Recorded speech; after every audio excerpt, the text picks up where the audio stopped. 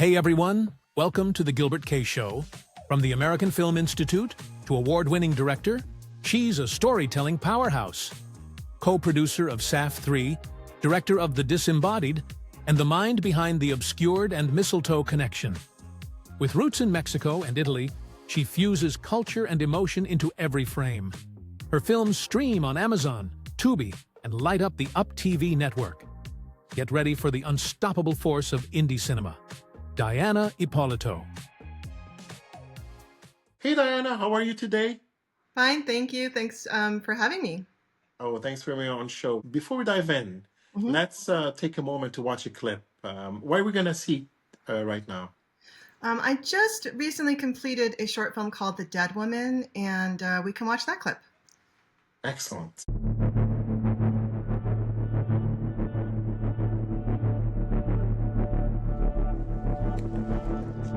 Central says it's a woman. Rose Wilkins. Any cameras? No. Who called it in? She did, the dead woman. Okay. Could you start telling me a little bit about yourself and what sparked your interest in writing and directing? Well, that's kind of an interesting story. I, for many years, was a fashion photographer, and I moved to Los Angeles to work as a photographer. I did it for about 10 years, and then a friend of mine had said to me, I'm going to take this screenwriting class.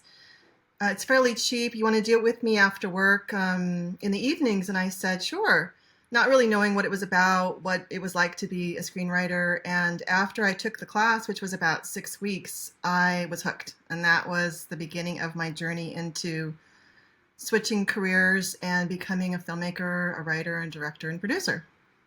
Excellent. Wow. And what was one of your most memorable experience when starting out?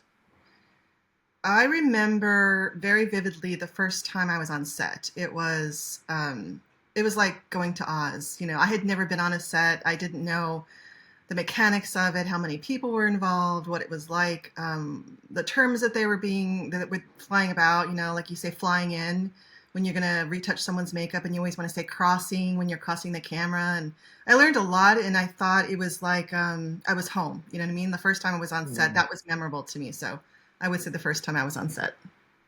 That's great. And how do you describe yourself in 3 words?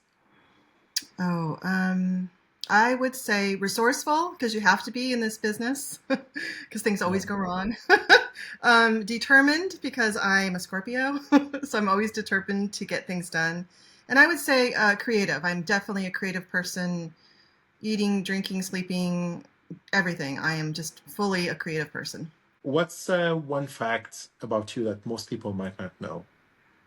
I would say since people don't know my process as a writer, I use music to help inspire me. So that's something people don't know. I put the music on in the background and I write.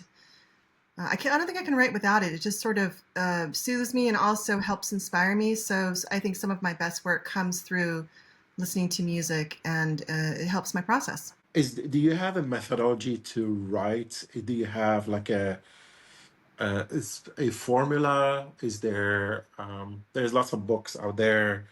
Do you follow a certain method, like beginning, middle, and end, or um, I there, do.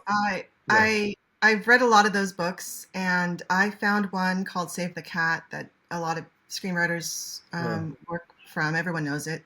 Yeah. I was lucky enough to actually be friends with the person who wrote it, who helped inspire me. And while I use a lot of his structure when I write, I also find that I have to sort of go my own way and find my way, Mhm. and just use that as a barometer and as a way to help me. But I don't fully adhere to the rules, because sometimes you have to break the rules. And I do find though that you have to be really good at structure to be a good screenwriter, and so I do use those tools. Got it. Okay. And what do you think about the art house films? Oh. Um, Well, to me, the art house films are, to me, the films. You know, yeah. just like from watching the Oscars recently, the films that won were the independent films, and I was glad for that, because it certainly goes to show you that you don't need $1 million to make a film. You know, I think they said Honora was 6 million. You know, and then it really it's about the passion and it's about the storytelling, and that's key. It's not about Marvel movies, and it's not about, for us as filmmakers, it's not. I mean, I know it is for the popcorn movies that people love to see in the summers, but for us, the heart Yeah.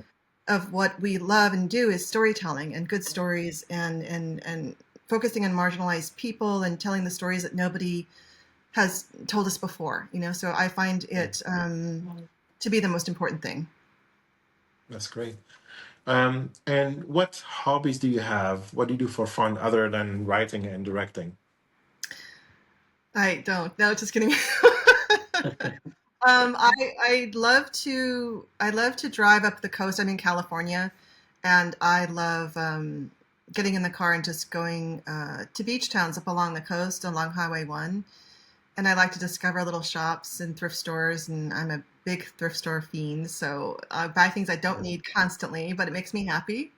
Yeah, And collecting things, I would say, is my hobby. that's Nostalgic great. things. Okay, so my next segment is a small game we play on the show. It's called This or That, and the theme is writing, directing. And in this fun game, I'll give you two options, and you have to pick the one you like the most or the one that fits you better. There are Okay. no wrong answers, and you don't need to explain your choice unless you want to. It's all about quick, fun decisions for the audience to get to know you better. Okay. Are you ready, Diana? I'm ready. Okay. Indie film or blockbuster? Indie film, Long take or multiple quick cuts? multiple quick cuts.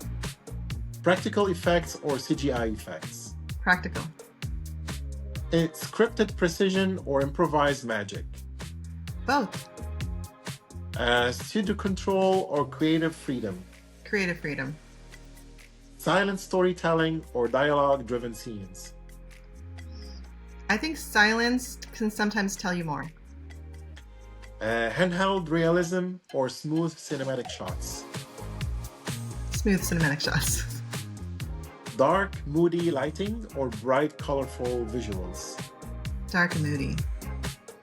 Big name actors or rising talent? Both. Can't choose.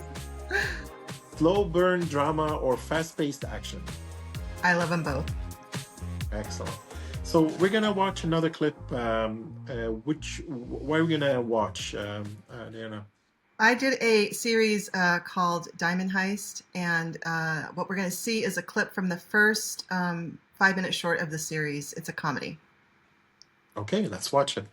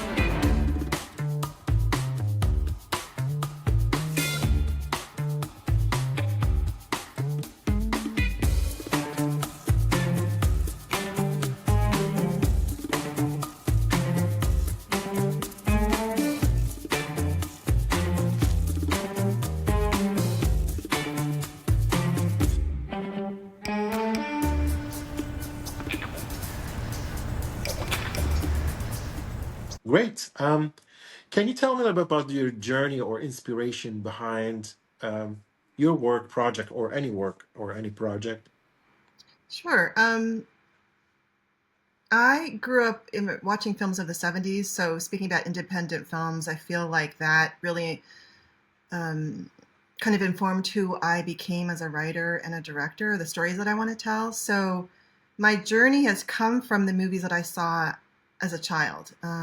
Close Encounters, Jaws, All the President's Men, The Gritty, Conversation, movies like Conversation. And I think that that's the movies that I still love today. And I love them for a specific reason, because they're usually about people that you don't think are going to achieve their goal. People that they're about people that are going for something and you really don't think that they're going to succeed. And I love to tell stories about underdogs and about people that you just wouldn't bet on. And I love that in my own work too, because that's what I focus on, and that's what I makes me feel good to tell those marginalized stories. That's great. And how did your experiences shape your approach to writing and directing? I think that my biggest inspiration in my writing is coming from being a photographer, because I learned how to tell stories through still images, through lighting, through knowing when that right moment was to press the shutter and take the picture, and sort of instilling in myself the ability to wait, to understand when it is the right moment. And I find that that infuses my work as a writer too. I come to it being a seer visually, and so I bring that.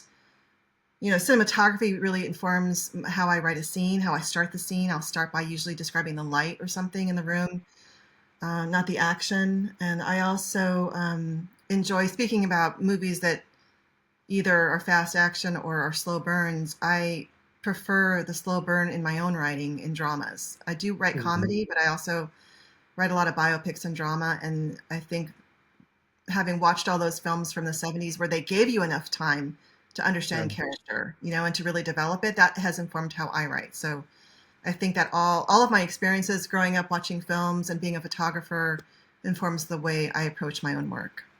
Yeah.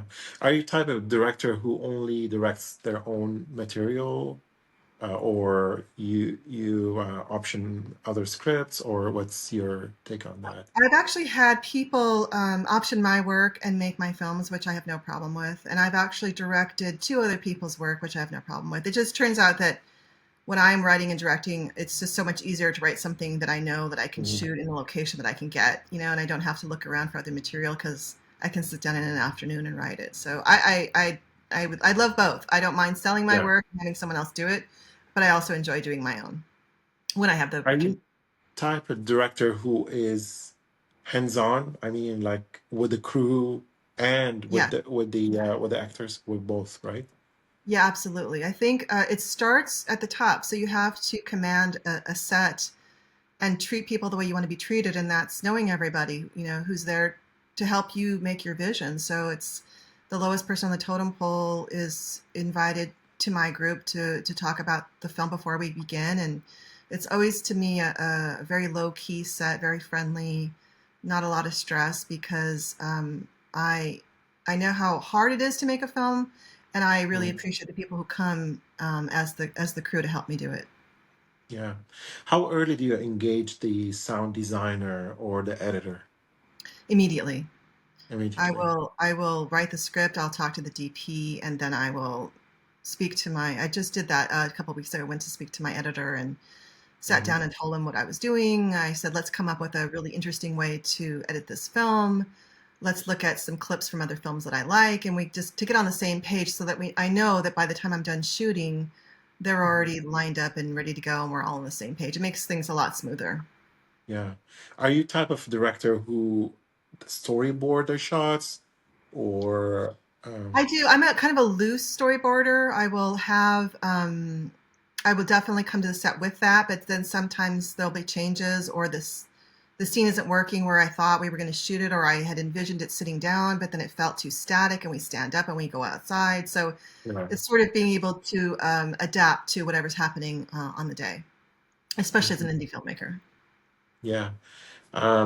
Okay, great. And what interests you in a project? If it's not your project, if it's the one that you didn't write, and if there's a producer who has a script, what interests you the most? Is it the cast, the material, like the script, the story, I or think it both? always Or it starts with the story. I think for me, if it's something that I just like anybody, like if any director is going to direct something, it's got to start with what speaks to you and your experiences. Something that you can relate to, or something, or or if it's an action thriller, something that where you think, oh wow, this is great pacing and the writing is really stylized. I really enjoy that. So it has to be something that, even if it's not something that you can bring with your experience, it's something that you admire. So I yeah, would say that. great. Um, So what was one unexpected challenge you faced when getting started? That's easy. It still happens. It's actually it's meeting people. I've been to the AFM a few times, and I go to mixers and I meet and I try and do everything you're supposed to do to promote yourself. And I meet a lot of people who call themselves producers, and they kind of string you along, and they make themselves seem like they have more going on than they really do. And then you waste a lot of time with those sort of fake. I like to call them fakers because Yeah. there's plenty of them out there. And then it's just sort of figuring out, being able to see that BS right away and just saying, I can tell by your IMDb that you don't have anything going on, or you talk a big talk, but actually you don't have any money, things like that. Yeah. It's just that was challenging for me because I didn't understand that going in. When someone said to me, "Oh, that what a great script! I'd love to produce this," I would believe them. And Yeah. that's not always true. They're just talking, and you're like, so you go, oh, I'm going to put all my eggs in one basket. And then it turns out they're like, yeah, I don't really have any money. Can you find the money? Oh, okay. So I just spent 3 months talking to you for nothing. Stuff like Wow. that, that's happens even to this day, but it's just learning to recognize those people. Yeah. How do you see writing and directing evolving in the next few years? Well, luckily, because of television, there's more opportunities even for women to direct on television. It's a little harder as far as feature films, but because of the independent cinema, there's still a way. If you can find the Mhm. money, you can still find distribution. If you can get one person to star in your film, even if they're an older star, or their star was once big and now they're not so much, but their name recognizable, you can still find distribution. So there's still opportunities. So I say, even though things are evolving rapidly with all the things happening in our industry, there's still the chance for you to make your dream come true. So don't give up. Yeah, great. Um, and what's one crucial piece of advice would you give someone who's interested in writing and directing? They're just starting out. I would say do what I did because it helped me tremendously, was to really commit to learning my craft. When I first started out, I didn't know what I was doing. I read a lot of books. I found out what worked for me as far as screenwriting and structure. I watched a lot of movies. I spent a lot of time. I still do this. I will watch a movie and I will write every single thing down that happens and when it happens, and I'll time it and I'll say, this is why the pacing of this movie is so great. So Mhm. it's my recommendation is to learn your craft, to continue to learn your craft, study it. I study all the Oscar nominated scripts. I want to see what made them Oscar worthy. I'm constantly learning, and I think it's just putting in the work and knowing that you're never going to stop learning. It's a lifelong thing if you're as passionate about it as I am. Mhm. Mhm. Great advice, actually. Um, can you share a moment when you faced a significant obstacle and how you overcame it? Sure. I remember one time I was a really newbie director, hadn't quite found my legs yet. Still didn't know how to command a set and have people sort of respecting me. And I got challenged by one of the producers on the set, and I had to then figure out, okay, I don't want to make waves. I want to continue making this film, but I also need to be the one in charge. She was trying to sort of take over my set as a producer, which you don't do. And I eventually had to get her kicked off my set, and that was a big deal. It was emotional, and it was right in the middle of shooting, and it was like I didn't know what that was going to mean, but it was the best decision because I took my power back and I finished the movie and it won awards and I didn't need her. And, so I would say, yeah, it was getting through that It's process and knowing after that, never again to even give one person a little inch to, because they'll take a mile. So stand up for yourself mm, and always try and keep your power. yeah. And what tips do you have for to be on set? Like what do you have any tips for newbies, new directors? Yeah, come prepared, come over prepared. Be open to, as an independent director, things always happen. So there's always going to be, you might get rained out, or there might be airplanes flying overhead that you didn't know were going to be there that on the day that you're shooting or whatever. So just Be over-prepared, be willing to change your plans, and the biggest thing I would say is collaborate. Don't don't be the one that's just like it's my way or the highway, because film is a collaborative medium. Even when you're Mhm. writing, it is, because someone else is going to buy your script and ask you for changes, and you have to work with them, right? Yeah.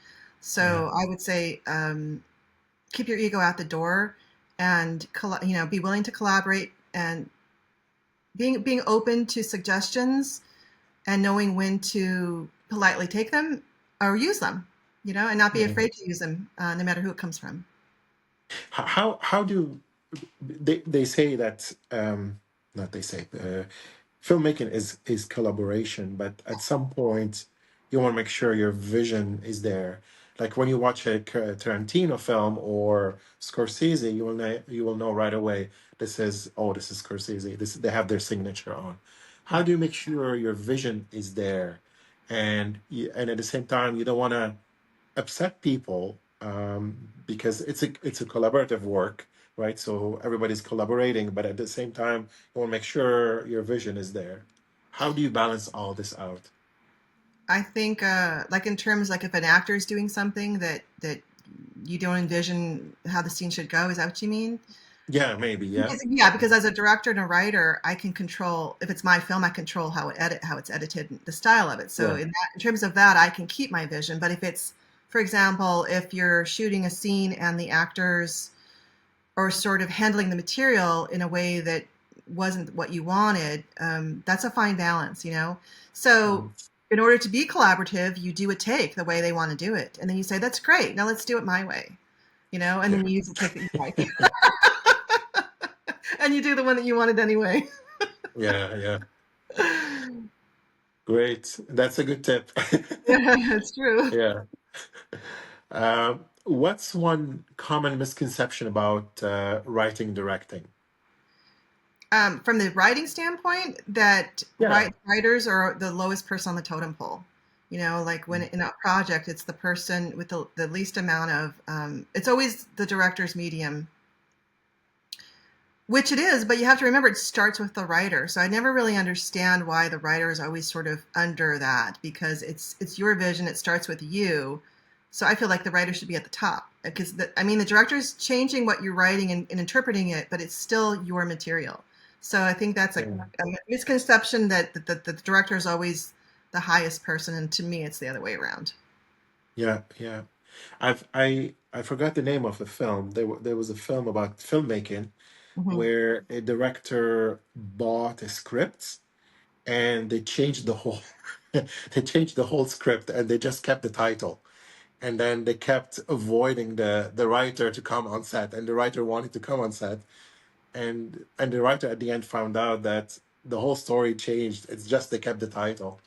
That's It's a horrible. very funny, yeah, and it's horrible, but it's a very funny movie. I forgot the name of it.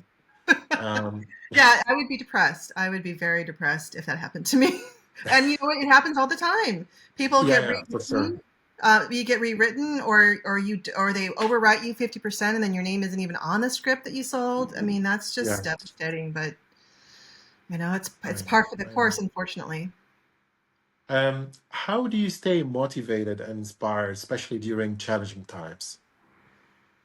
I think you have to put blinders on. You can't let the noise derail you, especially right now, especially in the United States, because of all the political stuff going on. I have to not watch the news. I have to just, like, okay, today I'm going to write. I'm going to get 5 pages written. I am going to make my goal. I have my script written in a month. I am going to go into pre-production, and I'm going to make this happen. You just have to stay on course and stay motivated yourself. You have to push yourself, and that's the only way, because nobody else is going to do it for you. So it's just That's true. putting your blinders on and just put your head down and do the work. Okay, we're coming to the end. Let's watch a final clip, and what we're gonna see, This is a holiday film that I sold and co-wrote during the pandemic. It's called Mistletoe Connection, and you can currently see it on Up TV Network. Excellent. It's the most uplifting time of the year. I like your elf costume. What costume? You're the elf. I've been looking for you. I saw. I work for Klein Enterprises. The one telling me I need to leave my shop. Don't let his job define who he is. When you met him on that bus, didn't you feel something? Christmas is the time. Okay, is there one last thought or piece of advice you'd like to share with our audience? About filmmaking, I would say yes.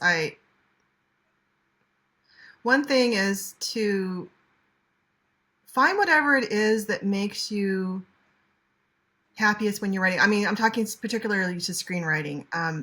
To understand that you can write your passion project, but to also be aware, because I wasn't, it took me a couple of years to understand this. So for anybody listening, hopefully this helps you. You want to write what moves you and what you're passionate about, but you also want to keep in mind that Hollywood is still a business and you still want to be able to sell your film. So I would say to still write your passion project, but to keep in mind the elements that Hollywood is still looking for when it comes to buying that and making it. So to keep that in mind and still pursue your niche films and your passion projects, but just to understand, what it is that Hollywood wants and why someone would be attracted to it and how to sell it, because those are important factors when you show your work to people. Yeah, that's a great tip. Yeah, it's hard to balance between, because you're right, it's a business at the end, right? The investor, they want to make back their money, Right. and You can't just forget yeah, about it and say, oh, it's my film and people will see it. You have to understand that those elements yeah, have to be there. If you need a name actor, then you're going to have to find one. If you need to have something universal that's a theme in your film, you're going to have to put it in there, because yeah, that's what will attract buyers and other producers to want to do your work. that's true. Yeah.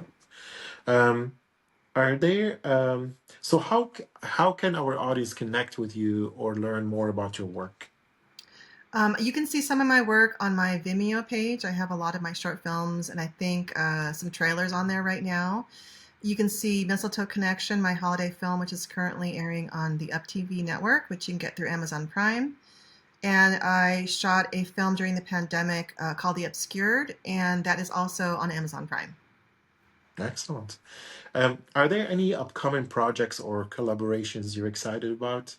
There is. Actually, I am right now in pre-production, about to shoot a short film, proof of concept, for a film called Mafia Daddies, and it's a comedy about two older retired mafiosos who get called in to do one last job. So it's a very funny East Coast type humor comedy that I'm just about to get started on.